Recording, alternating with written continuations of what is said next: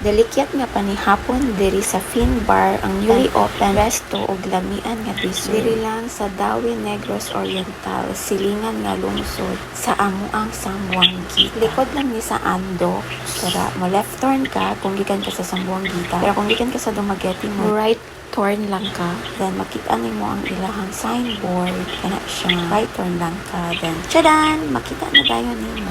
Nice diri. Lapad ang ilang parking area, diba? Makapagusto park asa kaganahan. Lento ko gadulong may muraris ko man lugar. Native siya, then as in, lakas maka-aesthetic. Presko kayo ang hangin sa palibot. Halawanay o, tsada kayo ang view. Pwede po mo kaon diri sa gawas kung ganahan mo. Pagsulod namo, isa sa nitagbo namo, murag tag-iya to siya, kay kuan siya, kanang Amerikana. Ingon siya sa amo nga kuan. Ako rin binisayon ha, kay lisod kay ng pagsultig manengles.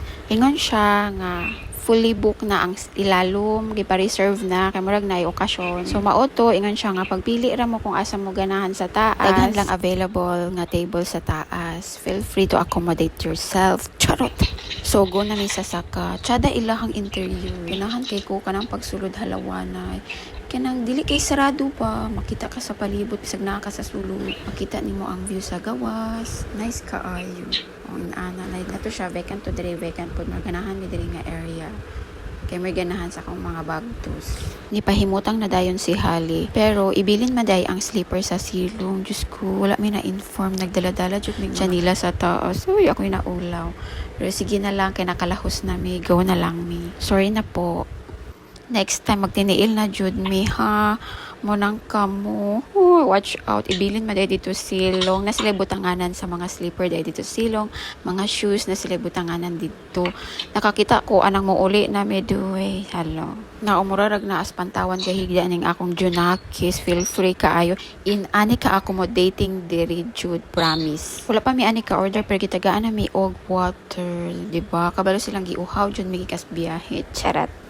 So maoto naka-order na may while waiting. Sus padayon da jug higda ning usa. Just kay makaduka man gud diri tungod sa kaprisko sa hangin. Masulod ra jung hangin diri ay. Then napagud sila ceiling fan. Samot paduka-duka jud. Maka-access po ka sa ilang wifi diri mo nang gagusto jud browse ning isa. Finally, giserve na among food. As usual, ilang favorite nga chicken fingers.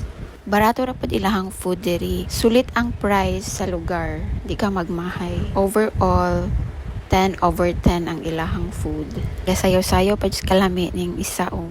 Barato ra pod ilahang drinks diri. Kaya akong gi-order diri kay kuan lemonade. Murag naara man to sa 60 pesos. Wala lang nako na videohi ang menu kay magigutom na manggug ko. Sorry na good. So after sa amo ang dinner, gipa-serve na nako ang dessert. Mo ni ang gipang order aning duha. Waffle with ice cream sa top. Lami siya. Nitilaw lang ko kay dili man ko fan og tamis kaayo. Murag dili kaya. Mag-smile atong tonsillitis ani day. Diri lang taman ang among mini vlog. So overall rate ani nga lugar, grabe katsada, 10/10 ilang food, 10/10 satisfying kaayo pati ang ilahang lugar. Perfect. So naika-shares ako ang kinakusgan. This is not for the weak. Dapat empty. Guys, dapat empty yung stomach pag maato mo here kay sayang if dili makawat nga pa.